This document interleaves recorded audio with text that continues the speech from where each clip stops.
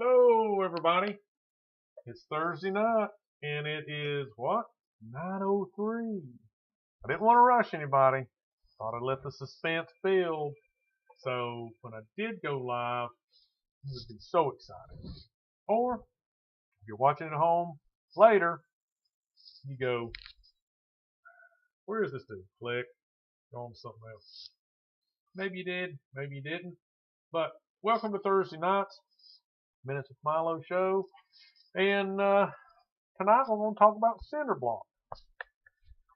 And why, might you ask, we're going to talk about cinder block? Well, let me tell you. Because I'm going to use some. And I'm not going to build a wall. Well, I won't say I'm not going to build a wall. I am not going to, I guess, lay block like traditionally. I'm just going to put some down on the ground, maybe too high. We'll drive some rebar down in there. Hey, Roberto, you've been a blockhead many times? Well, good, because I can use some blockhead advice. Like I said, I'm going to take some cinder blocks, and I call them cinder blocks. We're going to look at that. Maybe not exactly why they're called cinder blocks, but what was that? A CMU, concrete material unit or something? That's what the technical term is.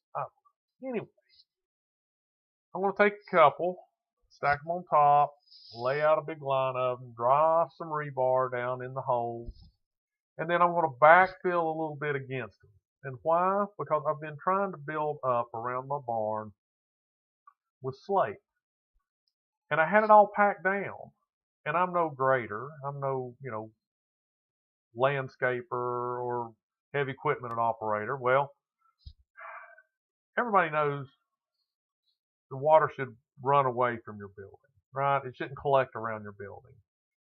But the problem with that is when you have just slate and you build it up about 6 feet of where the normal lay of the land is, when the water runs away from your building, it usually finds, the lowest ground, and then it all becomes like a little stream. And then when that reaches the edge and goes over the edge, it makes little fast streams, and then that carries all my slate away. And it makes a big crater, makes a big gully. So all my nice slate that I put along the edge, is now down at the bottom.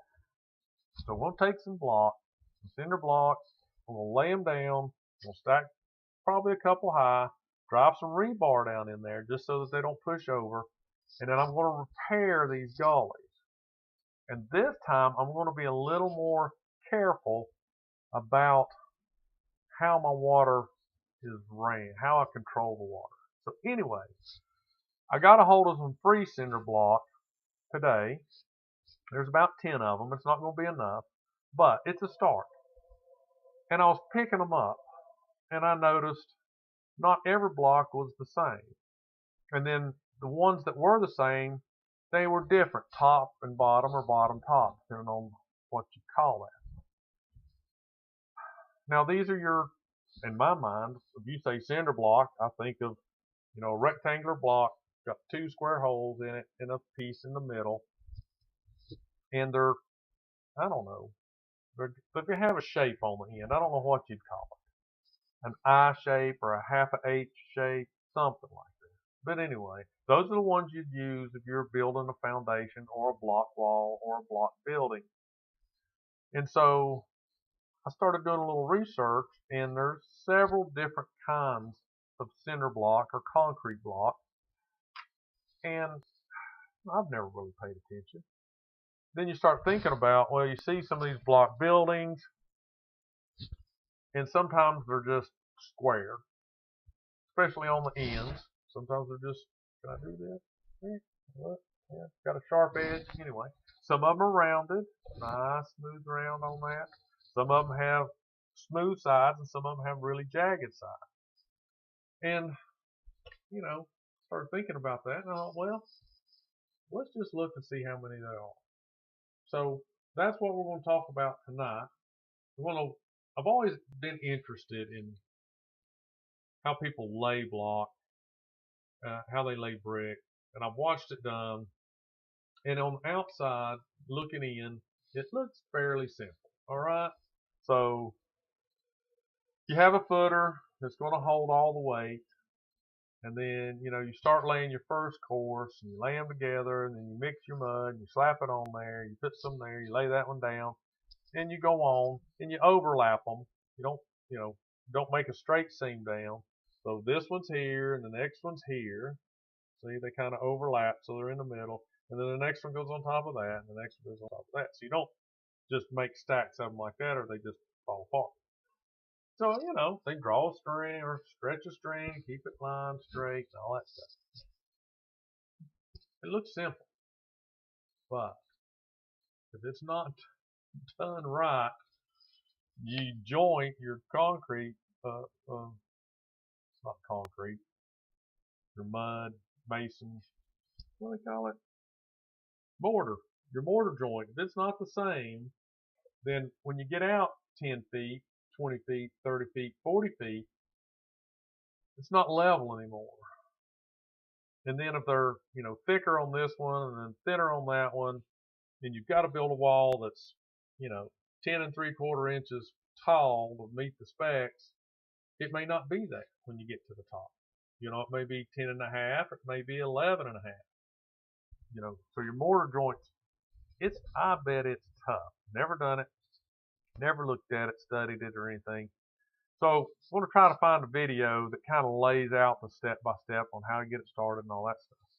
So if I were, everybody talks about it, and I've talked about it on this show. If you could go back in time and maybe do some things differently, I think some of the careers that I would look at, my old self now thinking back, maybe something like a brick mason or a block mason. HVAC would be good. Now, I would have at some point said electrician. So, all right, so the French drain, and I've got one of those devils around my house. And it's not, the way the barn, where it was, and I built it, the barn itself is on solid slate, solid ground. Because it was, when I built my house, the guy that graded the land, graded the driveway, and did all that stuff, there was kind of like a little rise here and a little rise there, and I was wanting the driveway over one of those little rises. So, smart man, what he did is he pushed the tops off those little mounds and pushed it over and filled it into a natural runoff ditch. And we did put a drain on one side of the driveway, corrugated or hard PVC drain pipe, the big stuff, under that part. And when he pushed those over, of course, he buried that, and it made it, took that topsoil and slate and pushed it over, and it was great. But when I built my barn, I wanted that bigger, that part bigger. So I started just filling in more slate, and I was pushing it over the edge. And of course, when you push it over the edge, what it just rolls over and slides down till, it runs out of momentum, and then it stops. You push more over it, and it builds it up, but it makes the base wider as it pushes and rolls off. So what's happened is I didn't, like I said, didn't really, and I don't know how to do it. I mean, I tried to. Yeah, I created erosion. I knew where the water ran before, and I had an idea. So that's a little bit low, and I tried to control it. But what happens in the last 2 months, it has rained so much, so fast, that the way the water would normally flow, it doesn't go down into the slate because it's raining too hard. So it builds up and builds up. Then, of course, it finds the low spots, and then all the water runs that way and then this way. And when it can't, get out fast enough, it just spills over everywhere. So now I've got a couple of big gullies. That's where the slate is just washed out. It's washed out of probably about 8 inches down, and this blew the slate out. So I've got to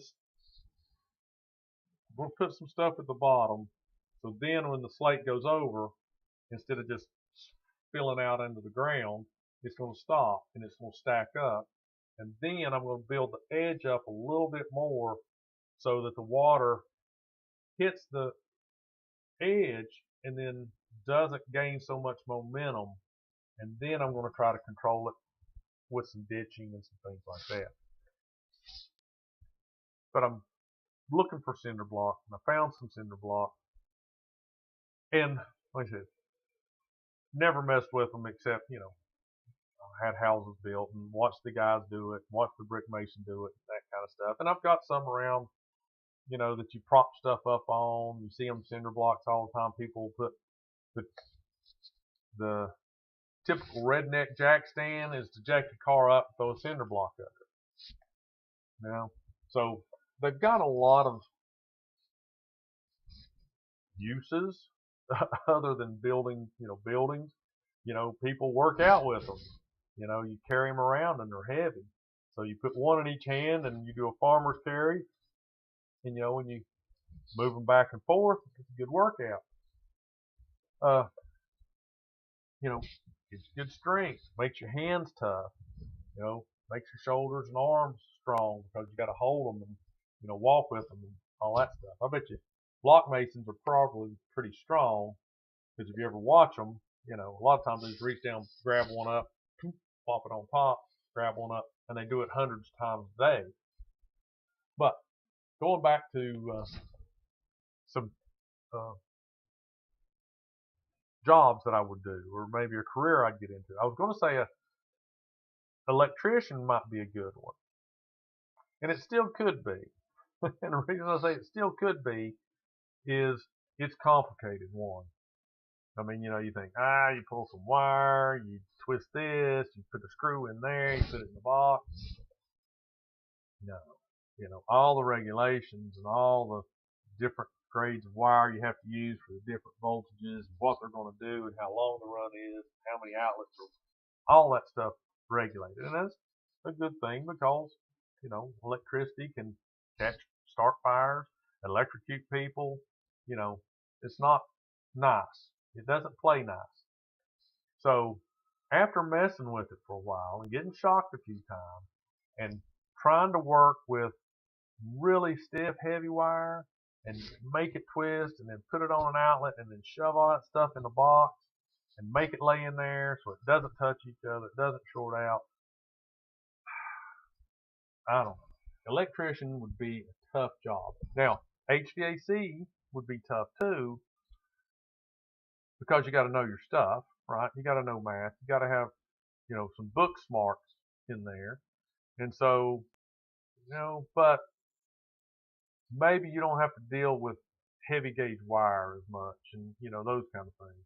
You got to deal with gases and pressures. Those things can be dangerous. You deal with, electricity still, yes, and it's, 220, so you got to be really careful. But I think being a block mason or brick mason would be something, to do. But it's expensive. You can't just go out and buy you some cinder block and teach yourself. Yeah, sure, you can teach yourself. But, if you do it wrong, then you got to tear it all down and clean the block up and clean your mortar up. Then you got to start all over, right? So there you go. Everything has a trade-off. So we're going to look at some different blocks, and I don't know if we'll be able to tell you exactly what they're used for, but you'll get an idea. So as not always, but as here lately, I asked Google's Gemini. Let me get this squared away here. All right.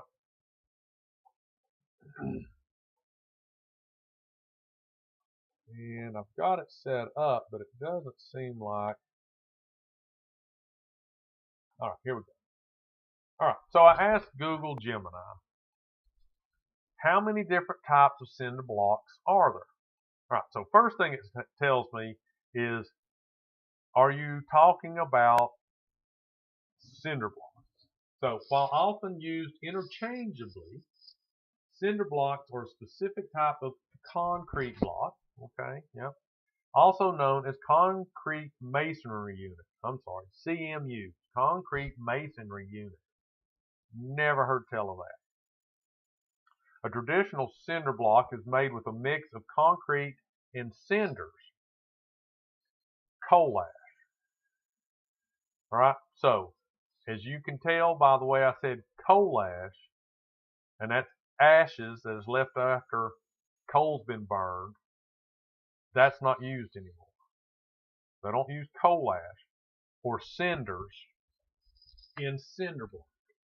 And that's why I guess they're always been called cinder blocks, because originally that's partially what they were made of. So while most modern concrete blocks are made from a mix of cement and aggregates like gravel or sand mixed with water, and then they're formed.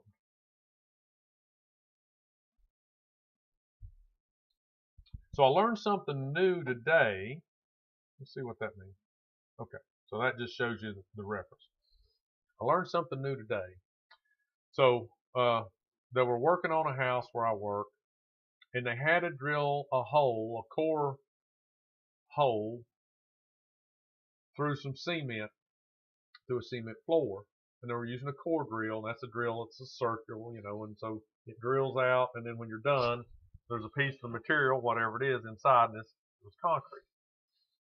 So I was talking to one of the guys that was running the core drill and asked him how long the bits last, because, you know, concrete's hard. And when that thing comes out of the middle of the bit, the concrete's almost polished, shiny, where that drill bit has gone around and cut it out. And, you know, he said, it just depends on what the concrete is, how much, you know, this is in there, how much this is in there, whether it's limestone gravel or river rock aggregate. And that's the stuff you put in the concrete mix to give it, you know, structure or, you know, bondability or strength, whatever you want to call it, the aggregate, the things you mix in with it. And I'd never heard of river rock. Now I'm sure he's not talking. I didn't elaborate because I didn't want to, you know, he was busy and I'd already bothered him too much. But, you know, I'm sure they're not talking about what you would see in the bottom of a creek. You know, a river rock's, you know, the size of a potato or bigger. I'm sure they're talking about, you know, something that's started out maybe that big, but then it's pulverized and ground down into smaller chunks, like gravel-sized chunks, that they would then put into the concrete. But I never had heard of using river rock as an aggregate in concrete. I always thought it was just limestone gravel, you know, which I'm sure is the majority of, you know, all the concrete is limestone gravel. But I guess if you've got a majority of river rock that you can crush up and put in there, as opposed to, you know, digging up limestone and I won't say mining it, digging it, you know, then maybe, you know, you use what you got in certain areas. So I learned that today. I never thought, you know, that was a thing. All right, so there are many different types of concrete blocks, and they can be categorized in several ways. All right, so by structural composition, and I think that's for, you know, building things, the structure.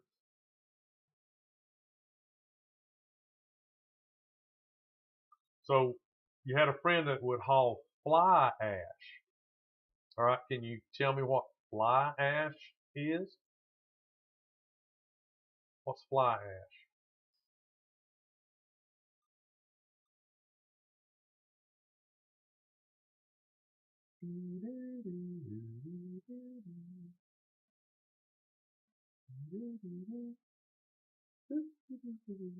Right.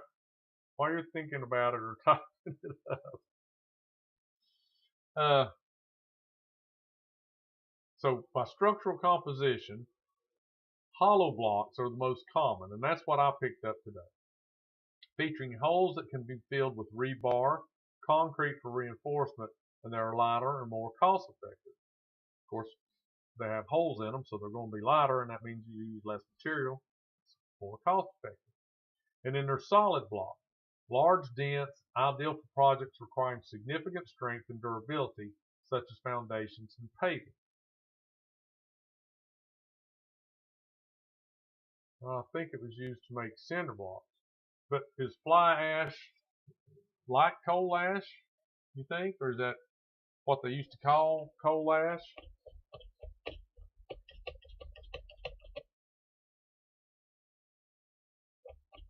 Let me Google it. Maybe. All right, let's Google it and see what it says. Well, I don't know if this is Google, but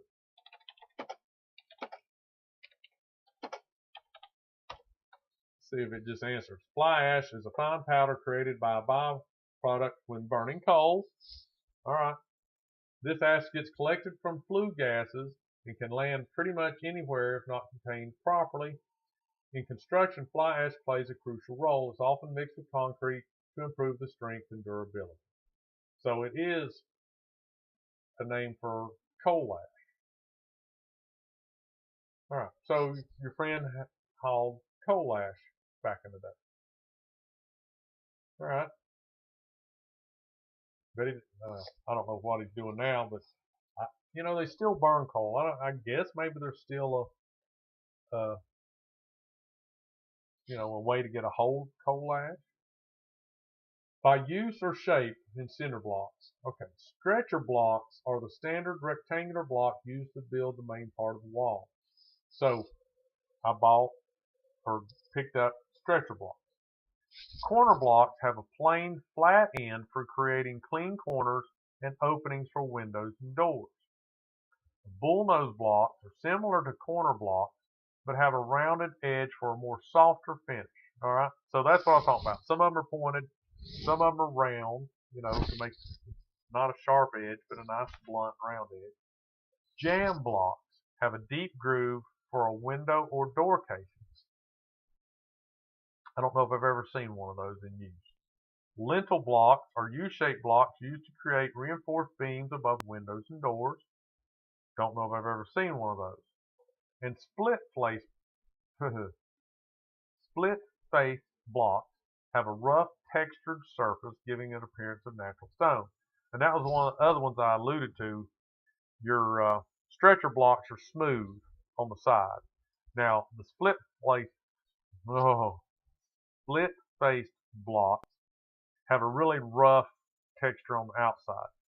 All right. So by material, aggregated autoclaved blocks are lightweight porous blocks that offer excellent insulation against heat and sound. Cellular lightweight blocks are made from cement, fly ash, and foam, providing good insulation and fire resistance. Fly ash blocks, if we'd have just read on, right, Robert, we'd have seen fly ash is what they use. Fly ash blocks use fly ash as a key ingredient, resulting in a smooth, detailed surface that resists cracking. Expanded clay aggregate blocks are lightweight, waterproof, and fire resistant. There are so many specialty blocks for special applications such as retaining wall blocks, fence blocks, and paving blocks. You can learn more about the different types of blocks, blah, blah, blah, blah, blah, blah. 8 times. All right, so then I ask it, can you find me pictures or images of each of the different types? All right, so this is what I picked up today, and this is the hollow concrete block or the stretcher block, if I was reading the description rightly. All right, so this is when I say a cinder block, this is what I think of. It's rectangular in shape. It's got 2 of the holes in it. It's a web in between, and this is the funny shape I set on the end. Okay, so see, when you lay them end to end, it makes another hollow spot right there, which I'm sure is by design. It's not a mistake. So see, this one up here is different though. See how this one's smooth right here, and its web in the middle has a groove. Now, I don't know. We'll look at in a minute. See how thin this is and how wide this is here? That comes into play later, I think. All right, so a solid block. It didn't show me a picture. It drew an image. All right. Now this says it's a stretcher block. So see the shape of it here? That's the same thing as the hollow concrete block in my book. Maybe there's a little bit difference. I don't know. See the shape here on the end? It doesn't look as pronounced here because it's not end to end with another one, but you see the basic shape. So a stretcher block and then a corner block.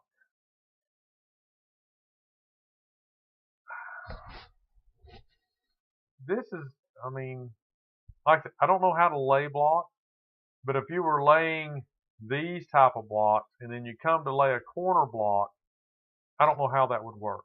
The two have to come together somehow, and I'm not sure how that would work. So a bull nose, see how smooth this edge is right here, and there's no dip in the middle. So it's a totally, it looks like a regular cinder block with the rib in the middle and the two holes, but the end is totally different from this guy. All right, so this is what they call when you make a smooth block right here. That would be good on the outside of your building for a corner or something. Now this is a jam block. So see this space right here? This would be for a window or door, according to the description. A lintel block, this is where the lintel would sit. And then this is the split face block. See, it's not smooth. See how smooth this is on the outside and this how rough this is? So this is a split face block. All right, so now I asked it if there was a top and bottom to the hollow block. And all right, so yes, hollow concrete blocks do have a preferred top and a bottom, although the difference is subtle. Or I guess subtle. Supple? Supple? The correct orientation is determined by the webs, which are the thin internal walls of the block. The webs are slightly wider on one side, and this wider side is meant to be the top of the block. All right, so let's look at this picture. Up here, I think these are the best ones. These are the webs they're calling. All right, so see how narrow this one is and how wide this is? I think this is the top, and then this would be the bottom. So it starts out thick at the top and tapers down a little bit to the bottom. All right, so that's the way I understand this description. The correct orientation is determined, okay. There are two main reasons for this. Better mortar joint. The wider top provides a larger surface area for the mortar, creating a stronger or more stable bond between courses. And that's different layers of blocks. This also helps prevent mortar from falling down into the hollow core. So now if you watch a guy that's laying block or brick, the real art, part of the real art of that is mortar control. You know, they have one of those little diamond-shaped trowels, and they're scooping up just the right amount. They don't just dig in there and get a huge block or big old trowel full of that stuff and slap it on there. They scoop up a certain amount, lay it along there, smooth it on this side, and catch, I don't know how they do it. They slap it on there and catch any that's getting ready to fall off and throw it back onto the mortar pile. And then they have this the right amount, and they do that on all the sides in the web. So that thing is lined up, ready, laid down, slap that top one on there, and you go on to the next one. So what it's saying is the wider piece at the top gives you more surface area to put mortar on there. So then, technically what you do is you got a wide piece that's on the top, so you're putting the bottom of the next block down, and it's a skinny piece. So it rests and has a little edge on it because it's skinnier than the top. So another reason for the top to be fatter or wider is easier handling. It's generally easier for a mason to pick up and place the block when the wider side of the web is facing up, allowing for a better grip. Excuse me. And I know from picking those up today, that is true. Because I had them, you know, loosely organized, and sometimes I'd pick them up by the ends and carry them, and sometimes I had to pinch them in the middle, and pick them up. Well, if I picked up the wide end, it was easier to grab for sure. The skinnier bottom part was harder to grab a hold of because you had to pinch it more. There wasn't as much meat to get a hold of, and it was harder to pick up. While a block laid upside down won't cause the wall to immediately fail. Now, does that mean it might last 10 years or 110 years? Orientating them correctly helps ensure the strongest possible structure. For this reason, professionals are trained to lay the blocks with the wide web up.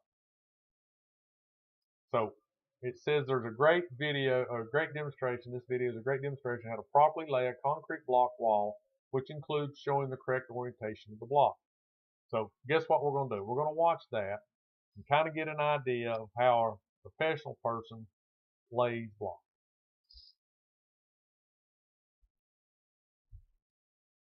So I've got that clicked on a. Can you see all that? All right. Let's unmute it. Let's unmute it here. And let's play.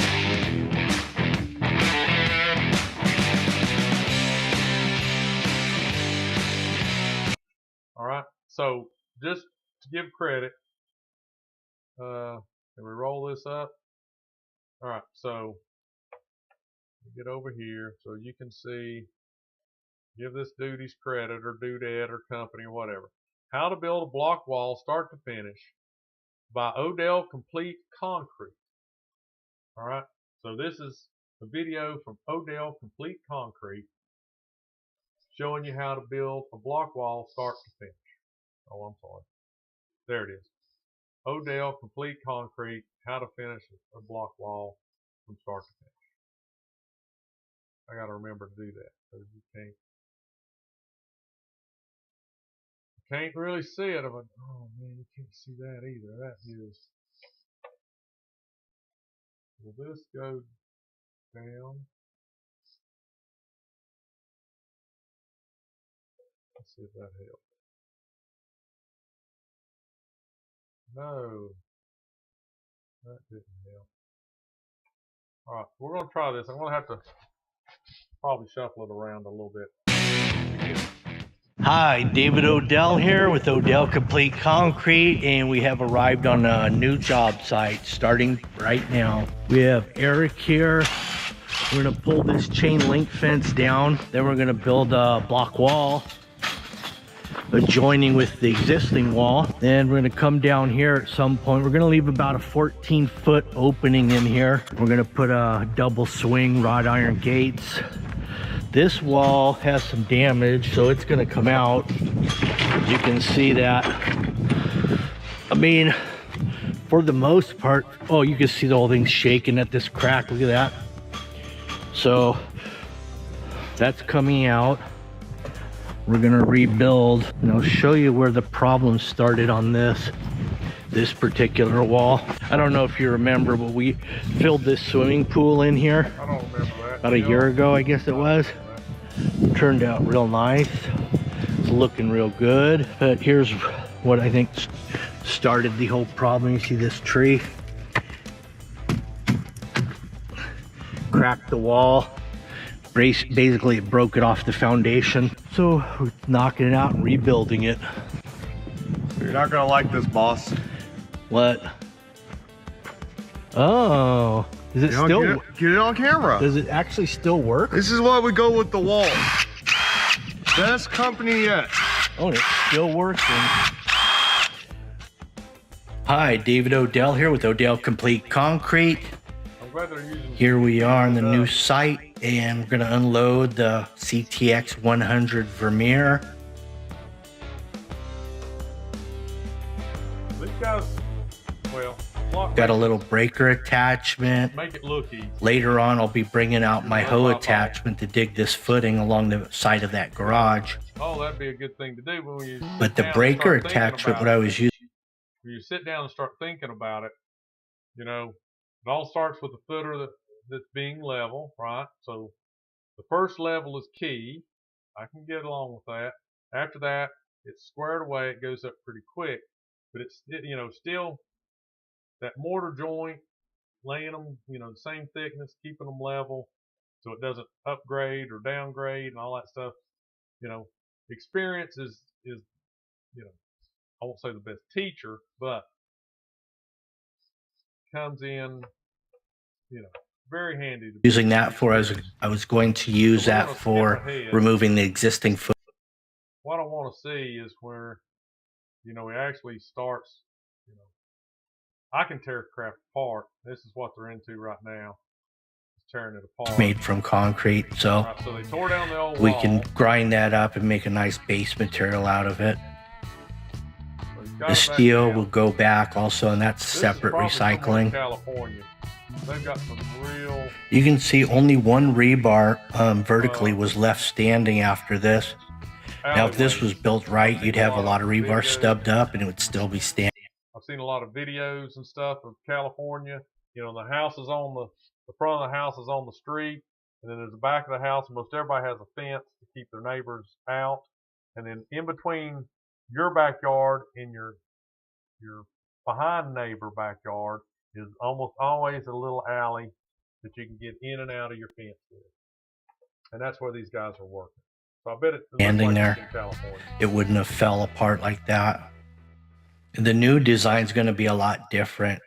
Same size block, different color, and the rebar and the.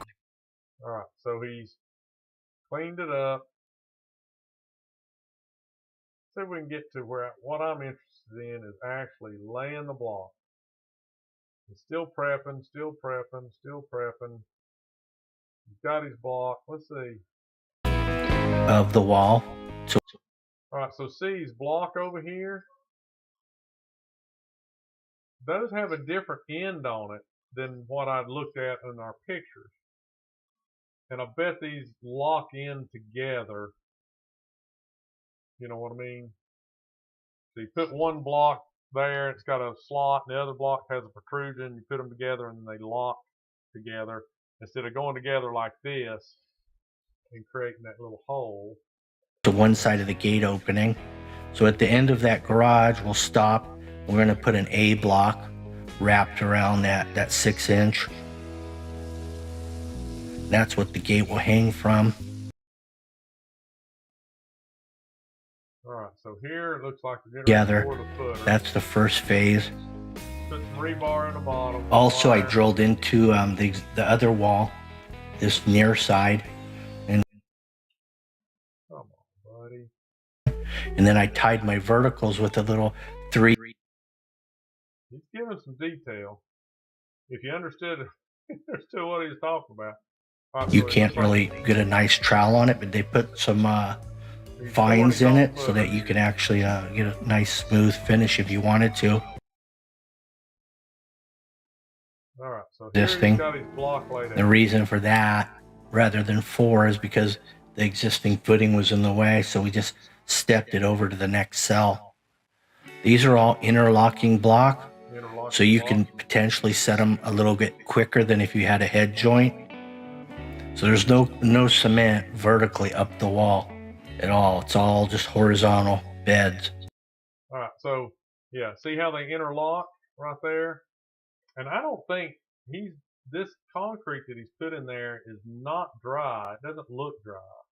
So he's smacking them with a hammer and leveling them as he goes and interlocking them, and then rebar. I'm using a rubber mallet. I've got a 2-foot level. You could use a torpedo level, you know, every now and then, and check your. All right, so he's got a line drawn right here. That's a straight line, and he's putting it on the edge of that block right there. So as he lays them, you know, it's touching the string or a certain, you know, he's using that as his keep it straight, and then a level to make your block to make sure that it's level across. The most crucial thing about a block wall is your first course. Once you get that in. So that's exactly what Robert said. The most crucial course of block is the first course. And that sets the tone for everything else. See, That's what he said. In level and all your rebar's in the right place. The rest is pretty elementary. It's like, you know, working with Legos. Notice how I had to bridge the string line for the water hose. Here's the epoxy. So what we did, first we blow all the dust off the block. Then we used the air compressor. We blew out the holes that we drilled. We drilled 5/8 or 9/16 holes for ½ inch. All right, so he's going to do something with some epoxy in it, so you can attach there if you're going to go up on a wall. If it doesn't have a bond beam across the top, it's real hard to attach to. So the way this one's going to be, 2-foot vertical solid fill, and then also a bond beam across the entire top with rebar in it tying to the verticals. And then we're going to do a bend drop in on the A block at each end of the gate opening. Then we'll have 2 verticals in each A block tying to that horizontal overhead. Oh, that's good. So super strong. And you got to build them that way because you might get a 90-mile-an-hour wind out here occasionally. And if you've got gates, large gates on a wall, if that wall's not strong, the gate's coming down with the wall. Got it all epoxied in. I put a couple protectors on the top of these rebars because we're in the alley here, and we did an overnighter, so we put the. All right, let's skip forward here a little bit. Same technique, just on a larger scale. Notice how I'm holding that form, just with some block, real simple. I can't drive stakes because the existing footing is probably 2 feet wide in that area. So this is going to be my level concrete footing that I'm going to work off of. You could call this a starter wall.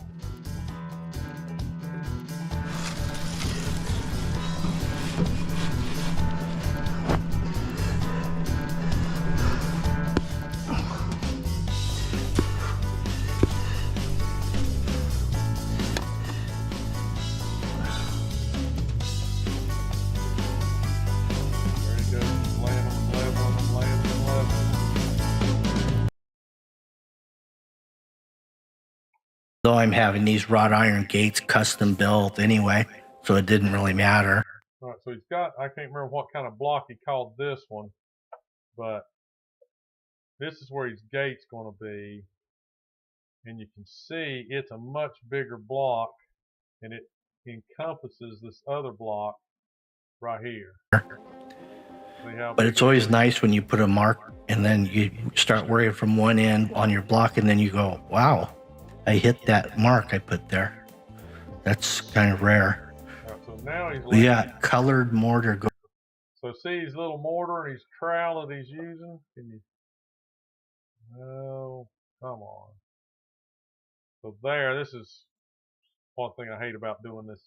See all these mortar joints that he's going in. This mortar will match the block when it cures out. There's your 2 half-inch verts.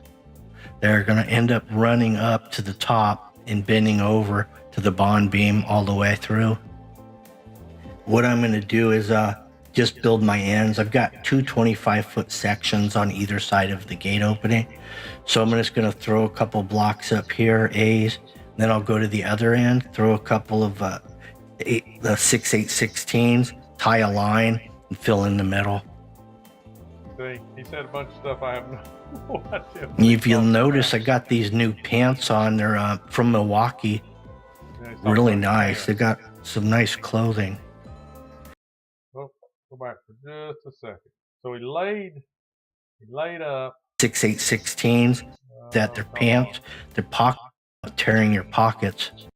All right. So he's laid up his end of his. This is where his gate's going to go. But he laid up several blocks straight up right there without laying his wall block. Oh, look at that, my block. Ooh, I made it fit. Did you just see that? That was sweet. When they're tight like that and you work from both sides, you're going, wow, I got something right here. Well, I hope you get it right. The dude's paying you probably pretty good money to build this critter. So they didn't have any of these half blocks. I mean, it's they don't have a lot of selection there. So, and I was lucky to even get these pallets of block really without a couple week delay. But so I ended up cutting all my own half block. And so when he does the half block, and that's what I was talking about. I don't know if you noticed it there or not. So he laid the first course was all whole block, and then to get the offset, so they're not, the line mortar joint don't line on top of each other. They're offset. You had to cut a block in half, and then he puts that on the end, and then when he puts a full block up against it, from then on, they're a half a block off, and so the mortar joints don't line up like this. They're offset by half a block. Did I cut splits? Yeah, I cut splits as well. And the splits I used on the step downs and the footings. So the new wall's not going to really attach to the other wall. So it's going to be what we call a cold joint, because that way they can move independently from one another, and it saves it from cracking. Although the footing is tied in, the wall isn't. All the joints on the wall, we're going to smooth them out with the striker, make them nice and rounded, concaved, and smooth. All right, so here's something that I just noticed. Oh, quit it. I wish I could. Some of these you can do like 15-second jumps. Let's see if this is where. Okay. So can you see what he's done here? You can't see it. Right here, although the footing is tied in, the wall isn't. So he ran all the joints on the wall, we're going to smooth them out with the strike. See how he's laid all of his mortar out down through there, and then he comes back and just lays the block on it. Maybe that's the way they all do it, but as I recall, they put mortar on it each one at a time and set it. Put mortar on it each one at a time and set it. So he is showing, and I'm not speeding this up. This is his time lapse. So he is showing you, pretty good detail, but like a lot of times, and maybe it's just my idea of what detail is, but he's fast forwarding through the things that I think would be interesting. Yes, laying the footers, yes, getting that first row in there, yes, all that stuff, all that's important. But what I'd hope to see in something like this was almost an instructional video where he explains to you, well, I'm going to pull this line, this is the way I set it, this is the way I put the mortar on there, and this is why I do it this way, and I put this course up there. You know what I mean? More of a, but see, he's just blowing through him putting the mortar in there, him laying all the blocks on top of each other. He's, it's not a beginner video. It says how to build a block wall start to finish, but it's basically, I tell you how to start and I tell you how to finish, but the in-between part is just blow through with time lapse.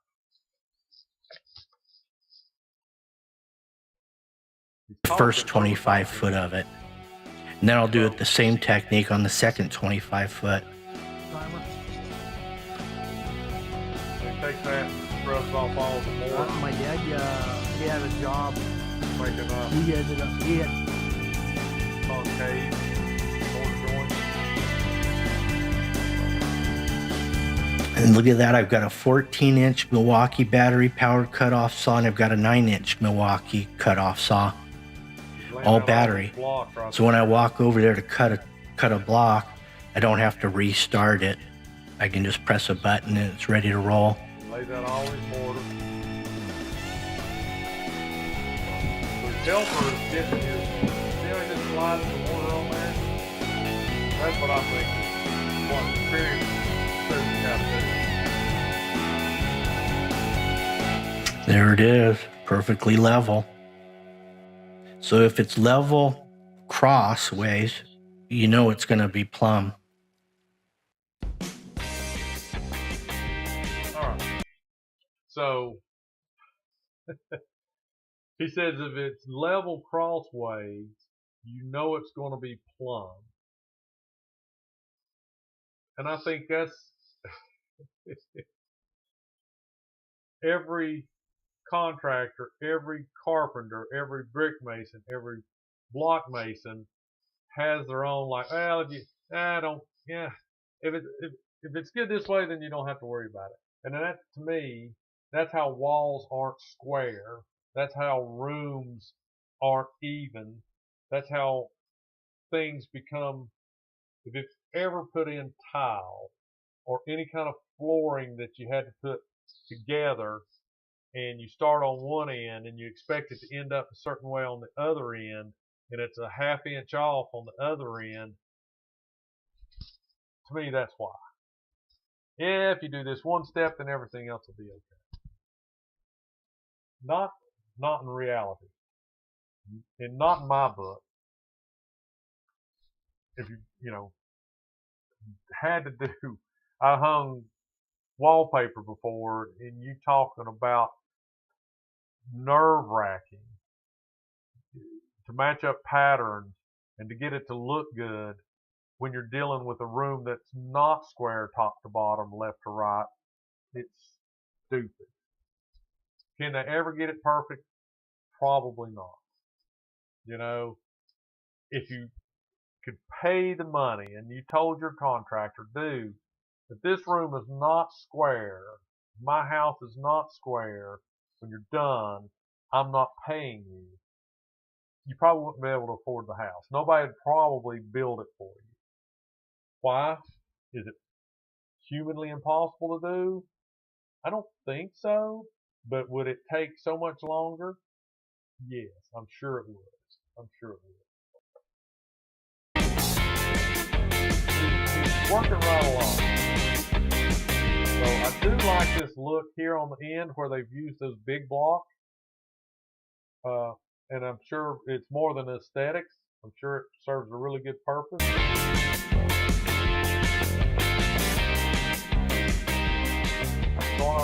Here I am just kind of building some mini leads before I run the next course.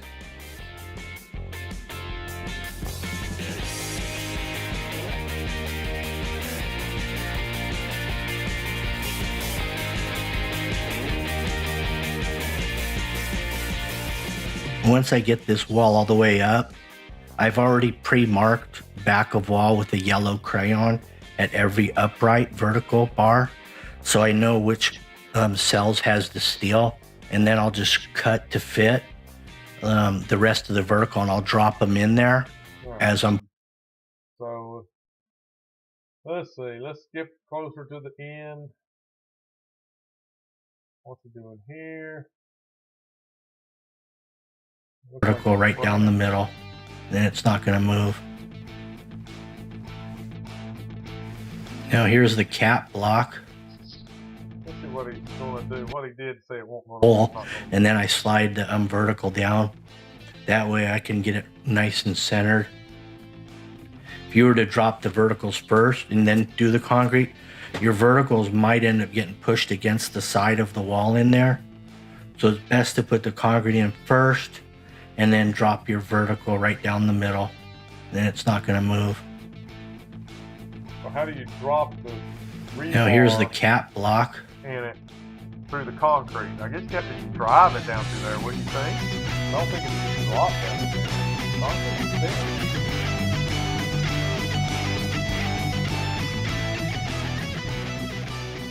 You got to be real careful with those cap blocks because they're only 2 inches thick.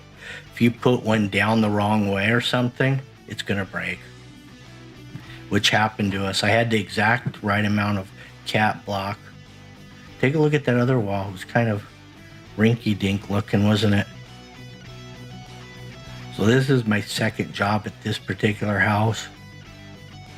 I have a tendency of once I work at one property or for somebody, I end up, if there's more work to do, most likely I'll be doing it.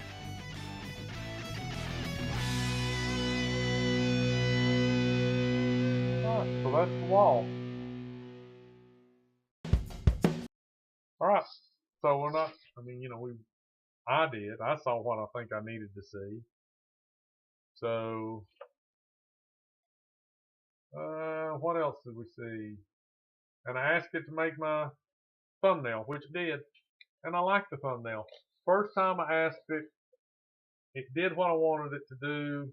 I should have maybe capitalized blockhead. I don't know, but I did. So I'm going to be trying to find some more cinder block. I'm not going to go to Lowe's or Home Depot and buy them. Why? Because I don't think it's worth the. Where am I? I don't think it's worth the trouble or the expense.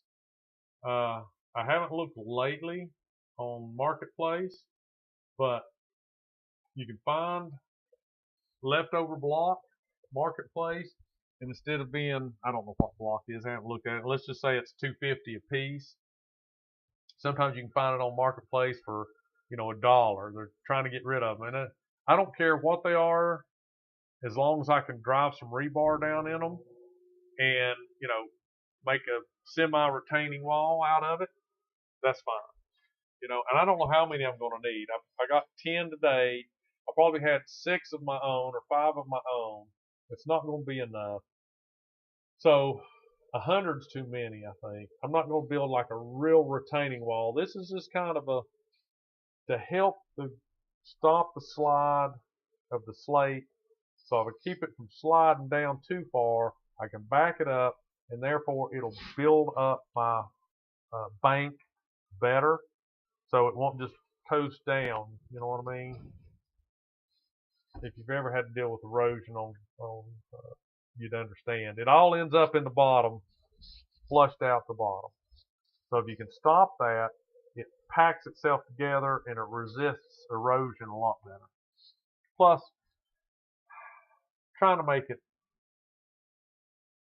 maybe not flat. I need it away from the barn, but I don't need it to pick up enough speed when it rains heavy to then come together all at once and create a daggone gully wash down the side of the hill. And it's going to be. See, I had some other work done, and it probably took a good year before there was enough green stuff growing on the side of the bank to help hold the slate in. And even still then, it settles and moves and all that kind of stuff. So, but anyway, I got me some free block. I was interested in figuring out, why it was thicker at the one side than the other, what the shape meant and all that stuff, how many different kinds of block there were. So that's why I did the show on cinder block. All right, well, Robert, wake up, buddy. Hey, Robert, wake up. The show's over, man. It's time to go home. Oh, you're already home. But anyway, like, subscribe to the channel if you've made it this long. You've been waiting for me to say it. So yeah, turn the notification bell on. Leave me a comment. If you're a block mason, brick mason, electrician, leave me a comment, baby. I'll get you on the show. You can talk about it, tell us your side of the story, and convince everybody you got the best job in the world. Just call me. The number's at the bottom of the screen. That's a Google Voice number, so that's not my real cell phone. Come on, people. I may be naive, but I'm not dumb most of the time. Alrighty then. Thank you, Robert. Anybody else that watches it, thank you. Tell your friends, your neighbors, your relatives. Thursday nights are live, Minutes with Milo. And as always, I appreciate you stopping by. All right, we're going to stop streaming. I'm going to push that button